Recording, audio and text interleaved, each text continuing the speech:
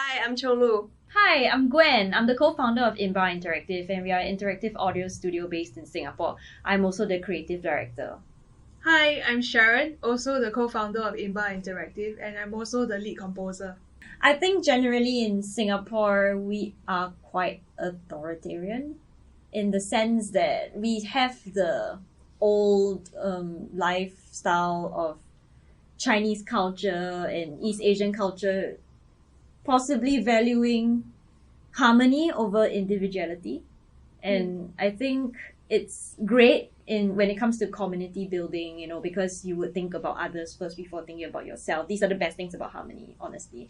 But if you are different, or if you fall out of the Singaporean narrative, then you are considered a deviant, or you don't really have a lot of rights here in that sense, or a place to express yourself freely. That's what I personally think.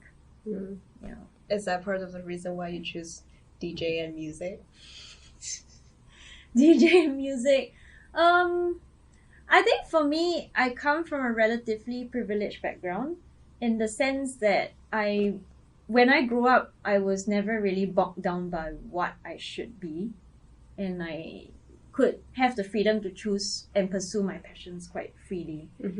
So I consider myself quite blessed in that my parents never really said, oh no, you must be a doctor or a lawyer, the usual East Asian expectations. And I loved music, like dance music specifically.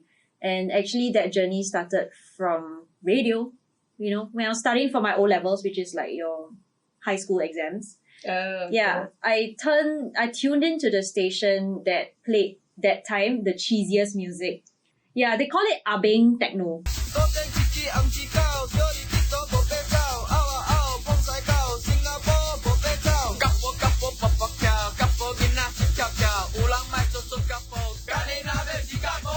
Which Abeng is a negative slur in Singapore that implies that you are a classless teenager that is just a delinquent and just likes to get into gang fights and have tattoos all over and say gangster chants. But I think it's great because it's like they celebrate individuality, right? And I feel like Singapore could use a lot more of this kind of personalities and this kind of discourse, when it comes to counterculture. So I myself was a bit of a counterculture person, like quite I just like to be different in that sense. But I did genuinely like the music, right? So, techno isn't the technical word for it. The correct word, the genre should be Eurodance. Yes, which is very cheesy electronic music. At that time, this was like 2000s-ish. So, actually from there, I expanded my music taste into more electronic dance music. So, to techno and trance and house music, drum and bass. And eventually, I liked the philosophy of raves, which wasn't very well known in Singapore because we are known for being quite a drug-free country with pretty draconian laws on drugs and partying. There's like capital punishment if you actually bring in drugs and stuff. So, but that also means that our underground music culture is quite unique in the sense that like people can enjoy the music without drugs, which is great, a great narrative. So that was pretty much my early adulthood to late teenhood, which is that I really appreciate the dance culture, the rave culture, which focuses on PLUR, peace, love, unity, respect. Yeah, it's a very rave thing. People like glow sticks and then they put like mirrors on their feet and then they like throw powder on the floor and they start doing the Melbourne Shuffle. That's the kind of like youth. Yeah, but I like the sort of like whole hippie thing. So that point of time, it really like got to me, and plus the music, and plus even up to today when I go partying, it's really a very solo experience. I don't usually go with friends. I just go there alone and it's just me and the music. And I always think that dance is the way to worship music in that sense. Yeah. So you both love music and you had a chance to get into the industry. But I feel like getting into the place when you say, oh, I'm gonna start my own business, that's a totally entire different story. So how did you get there? Oh, and you have a third partner, Jeremy, who's helping us with the technical support today. So how did you get together and say we're gonna do this? I think it all started with the program, the Gambit MIT Singapore program, where she was actually working in the Singapore branch. Me and Jeremy were in the same batch that went for the program. She was the first few batches, so technically she's the senior batch. Yeah, and I got to know her through my interviews. Yeah, and yeah, she was a staff at the Singapore branch. I hired her. Yeah, so the story is quite interesting. The story is we didn't start the company straight away after we came back. Jeremy was still studying. I graduated and I took over her job. She left to study. Oh. Yeah. And we were in contact like constantly. Like, yeah, somehow. Yeah. When she was in Vancouver studying in Vancouver Film School. Yeah. Oh, you studied? No, you didn't study film, right? No, but there was a sound design program in Vancouver Film So School. she did that for 1 year, and then we will always talk on Facebook, I think. And then she went to Hong Kong for her internship. It's also another story. And we also kept in touch. Yeah. For Jeremy, he's studying. So I don't remember talking to him a lot. But he just showed up at the moment. But I know his common friends. So his common friends will tell me, why don't you meet Jeremy? He's also a sound person. Why don't you all start something? The time came when she came back to Singapore and she's like, I had enough of the industry. I really want to have something going, whether it's meeting people or like people that want to do game audio or audio in general. We were talking about it on Facebook and we met, and she looked for more people, I think, right? And I was talking to Jeremy's friend, and Jeremy's friend actually said that, why don't you ask Jeremy, start something with him? You know, he's a cool dude. And Are you a cool dude? yeah. Yeah. So then I approached him also because I know during our time in Boston, we actually did hang out a few times, and he's quite a nice guy.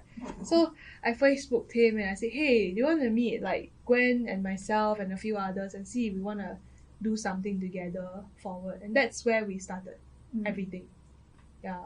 Initially there was 5 people. Okay. Some people were in the post-production pop industry. They were doing commercials and everything. Yeah. Was there any worry that, is it gonna work out, or you're more in the zone like, let's do this, so excited? She was the one that like, let's do this, let's go. Yeah. And I'm like, I'm not sure yet. Should we do it? Should we? Yeah. I was pretty mean. Like, I still am pretty mean. I mean, because that time, right, when we first started, so from my perspective, it was a kind of statement actually by creating this company. What really went down as well, the non-politically correct version, was that I was suffering from depression because I had just graduated and was facing real brunt of this issue of post-grad finding a job stress. You know, everybody around me seems to be able to find a job. Yeah. And then they're posting it on social media, and me being a millennial, I actually got affected by the posts on social media. So, coupled with my stint in Hong Kong, which was a very lonely experience for me because I didn't know the language. Like, I knew I knew Mandarin, but I think a lot of people there don't speak Mandarin, and they would rather speak in Cantonese. So it was quite isolating for me, honestly. I know they tried their best, but I think ultimately if you go to a place alone and you have no friends, that is a deal breaker for me. So I was at the lowest point of my life, and then when I came back and got the few of them together, I pretty much said that I'm gonna put all the eggs in a basket. I'm just gonna not have any income and just go for 100% into this company. And it was tough because like I kind of expected everyone to do the same, but it's actually not fair for me to, because like it's still quite privileged thinking, because like not everybody is able to fully commit into a startup, you know, so it's not fair of me to think that way on hindsight. The good thing was because she's so on the ball. I'm like, oh no, I'm gonna miss the train. Then I'm like, okay, let's do it. It's the hype train. Yeah. So that's how, and we didn't even know each other that well. We were talking, but we were not best friends. So when we went into it, it's like, are we even sure we're gonna be partners? It's not as easy as we think. Yeah. You know? Yeah. Yeah. It's quite an interesting journey. Yeah, we had quite a bit of fights. Oh, really? Yeah. A lot. At the beginning? Yeah. Yeah. Like, creatively or... No, like naturally, like she always say it's like a marriage. So if you have two people coming from, or three people coming from Three people. different backgrounds, values, and Yeah. upbringing, obviously there will be conflict. Yeah. Yeah. I think it was not so much a creative conflict at the start, but more like value systems that didn't align. That's right. Yeah, especially when it comes to creating your own company, it's more than like just the three of us actually. The company has to stand by itself as an entity with mission and core values that are so strong that even as we leave, it's very strong there.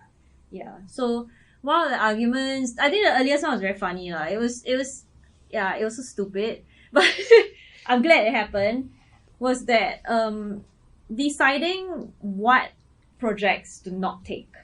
Oh. Ethical choices. So, like, for Sharon, I think gambling is quite a sore point for her because, I mean, many families have been broken through gambling and, you know, bad stuff happens. But I think for me at that point, I was only thinking about money. I was like, we are not in a position to pick and choose, you know. We are earning $500 a month. We have to take whatever we can get. So it was very upsetting. So for the both of us, it was super upsetting. Yeah. Yeah, it's on hindsight, it's totally like a sitcom. Like, we were in a public space, like we were just at Ya Kun Kaya Toast, and then we drinking coffee and eating toast, and then like there was fighting, and then Jeremy was on the phone with somebody else, and he was like on the phone, and two of us are fighting there, and then he was like, What? Yeah. Was he the role who's trying to ease the... Yeah, usually. Yo, ladies, come down. Yeah, pretty much. So how did you resolve it, or how did you handle it? I think that spawned the very good conversation about the need for mission and values, actually. Because previously we didn't even think about it, you know, like people just starting out, we're like, oh no, it's so fun, a bunch of friends coming together to do something. But then actually it's, as cheesy as it sounds, like I know some companies have really cheesy core values, but I feel like these core values govern your company. So because of that, we had a very serious get together and sit down to talk about the mission and values of the company. We also got like other people to come in on, because sometimes when you're in it, you're too in it, you can't really see clearly. You need somebody from the outside to look in. So we got like mentors to sit us down and give us options. Yeah, right. And so you're all together in this decision-making process to really find out what you want to do and what you don't want to do. So till what point you feel like, oh, we kind of know like what we want to do and it's on the right track? Like, how long it take?